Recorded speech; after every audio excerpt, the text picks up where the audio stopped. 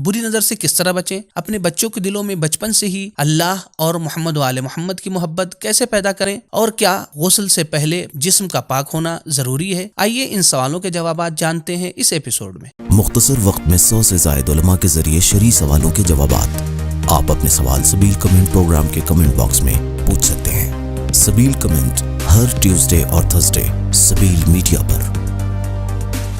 दोस्तों सलाम अलैकुम, उम्मीद करते हैं कि आप बखैर वाफियत होंगे। सबील कमेंट के इस नए प्रोग्राम में आपको तहे दिल से खुशामदीद कहते हैं। आज की तारीख बहुत ही बाबरकत और बहुत ही सईद तारीख है। आज यानी 10 रबीउल सानी इमाम हसन अस्करी अलैहिस्सलातु वस्सलाम की विलादत की तारीख है। आपकी खिदमत में और अपने ज़माने के इमाम की खिदमत में इस बाबरकत तारीख की मुबारकबाद पेश करते हैं और अपने प्रोग्राम को शुरू करते हैं इमाम हसन अस्करी अलैहिस्सलातु वस्सलाम की एक हदीस के जरिए से। इमाम हसन अस्करी अलैहिस्सलातु वस्सलाम इरशाद फरमाते हैं, अक्सरू ज़िक्रुल्लाहि व ज़िक्रुल मौती व तिलावतल कुरआन वस्सलात अला नबी सल्लल्लाहु अलैहि व आलिहि वसल्लम फ़इन्नस्सलात अला रसूलिल्लाहि अशरु हसनात। इमाम हसन अस्करी अलैहिस्सलातु वस्सलाम इरशाद फरमाते हैं कि अल्लाह और मौत को ज़्यादा से ज़्यादा याद करो, इसी तरीके से कुरआन की तिलावत ज़्यादा से ज़्यादा करो और मोहम्मद और आले मोहम्मद पर ज़्यादा से ज़्यादा सलावात भेजो, इसलिए कि मोहम्मद और आले मोहम्मद पर ज़्यादा से ज़्यादा सलावात भेजने में हर सलावात पर 10 नेकियां लिखी जाती हैं। इन्ना लिल्लाह व इन्ना इलैहि राजिऊन।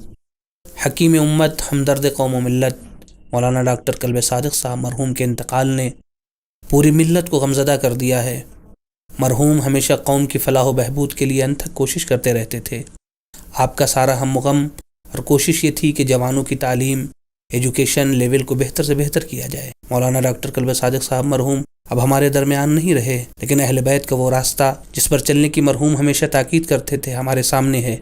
लिहाजा जवानों के लिए उन्हें खराज अक़ीदत पेश करने का सबसे बेहतरीन तरीका यह है तालीम और एजुकेशन में आगे बढ़ने की भरपूर कोशिश करें। सबील मीडिया इस अजीम सानहे पर इमाम ज़मान अज्जलल्लाहु ताला फ़रजहु शरीफ मरहूम की फैमिली और मिल्लत मुस्लिमा की खिदमत में ताज़ियत पेश करता है। चलते हैं हम अपने पहले सवाल की जानिब। बुरी नज़र से किस तरह से बचा जा सकता है? बुरी नज़र के सिलसिले से हमारे उलमा ने 2 बातों की तरफ हमें मुतवज्जे करने की कोशिश की है। एक तो यह है कि इंसान कोई ऐसा काम ही ना करे जिसकी वजह से उसे किसी की नज़र लगे। आम तौर पर ऐसा होता है कि हम कोई ऐसा काम करते हैं कि जो लोगों की नज़रों में आता है, कि जहां इंसान कुछ अपने आप को दिखाना चाहता है, जहां पे शो ऑफ की कैफियत होती है। तो उलमा ने कहा है कि इससे बचें, इससे परहेज़ करें। हो सकता है हमने बहुत अच्छा काम किया हो, लेकिन ज़रूरी नहीं है कि उस अच्छे काम को हम लोगों के सामने लाएं। तो कभी ऐसा होता है कि हम लोगों के सामने अच्छा काम लेके आते हैं और उस पर नजर बद लग जाती है। उलमा ने इस बात को बयान किया है कि आप कोशिश करें कि आप लोगों की नजरों में ना आए। खास तौर पर अपने घर से इस तरह से बन सवर कर निकलना,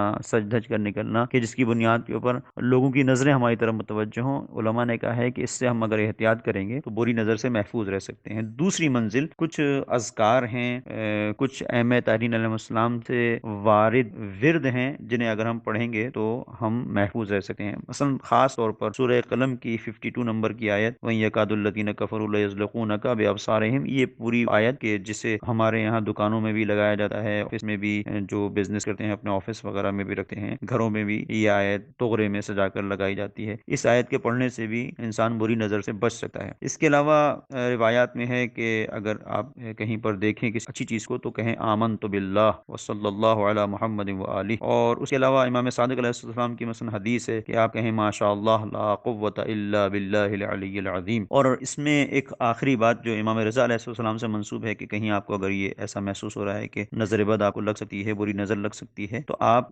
अपने दोनों हाथों को अपने चेहरे के सामने फैला दें क़ुनूत की शक्ल में और सूरह हम्द पढ़ें और सूरह कुल हुवल्लाह पढ़ें। सूरह हम्द और सूरह कुल हुवल्लाह के बाद आप मुअव्वज़तैन पढ़ें। मुअव्वज़तैन पढ़ें यानी सूरह कुल अऊज़ु बिरब्बिन नास, कुल अऊज़ु बिरब्बिल फलक, और ये पढ़ने के बाद आप अपनी जो आपका चेहरा है उसके ऊपर इसको फेर लें। तो इसके ज़रिए से आप बुरी नज़र से महफूज रह सकते हैं। तो बहरहाल इंसान अगर अल्लाह की इताअत और इबादत में ज़िंदगी गुजारे और अइम्मा तारीन अलैहिस्सलाम के जो अहकामात हैं उन पर अमल करे, जो फ़रामीन हैं, तो इंशाअल्लाह बुरी नज़र से महफूज रहेगा। बच्चों के दिलों में अल्लाह और अहले बैत अलैहिमुस्सलाम की मोहब्बत कैसे पैदा करें? اللہ ہی نے ہمیں پیدا کیا ہے، اسی نے ہمیں دل دماغ دیا ہے، تو جب وہ ہمارا خالق ہے، ہمارا پیدا کرنے والا ہے، تو اس نے ہمارے دل دماغ میں یہ صلاحیت بھی دی ہے کہ ہم اسے پہچانیں، اسے مانیں اور اس سے محبت کریں۔ جیسا کہ رسول اللہ نے ایک مبارک حدیث میں بھی ارشاد فرمایا، کل مولود یولد علی فطرت الاسلام،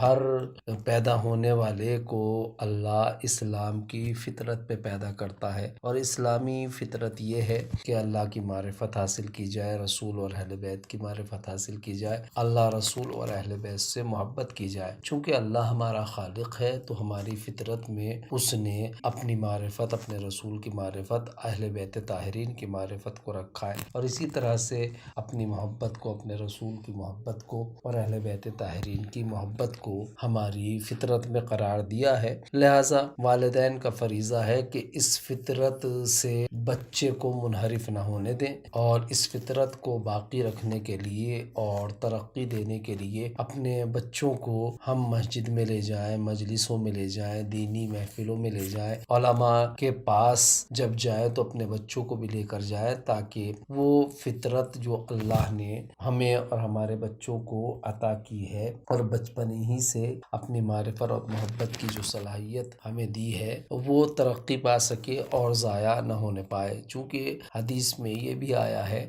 کہ اللہ تو ہر بچے کو دین اسلام پہ، فطرت اسلام پہ پیدا کرتا ہے، لیکن اگر اس کے والدین یہودی ہوتے ہیں تو اسے یہودی بنا دیتے ہیں، اور عیسائی ہوتے ہیں تو اسے عیسائی بنا دیتے ہیں۔ لہٰذا ہم چونکہ مسلمان ہیں تو اپنے بچوں کو فطرت اسلام پر باقی رکھنا چاہیے، اور اس کا بہترین طریقہ یہی ہے کہ بچوں کو ہم اللہ کی نعمتوں کی طرف متوجہ کریں، اللہ کی عظمت کی طرف متوجہ کریں، اور عبادت کے وقت بچوں کو بھی مسجدوں میں لے جائیں، مجلسوں میں لے جائیں، اور علماء کی بزم سے بچوں کو دور نہ رکھیں۔ انشاءاللہ ایسا کریں گے تو بچوں کا دل اللہ رسول اور اہل بیت کی معرفت و محبت سے سرشار ہو جائے گا۔ کیا غسل کرنے سے پہلے بدن کا پاک ہونا ضروری ہے؟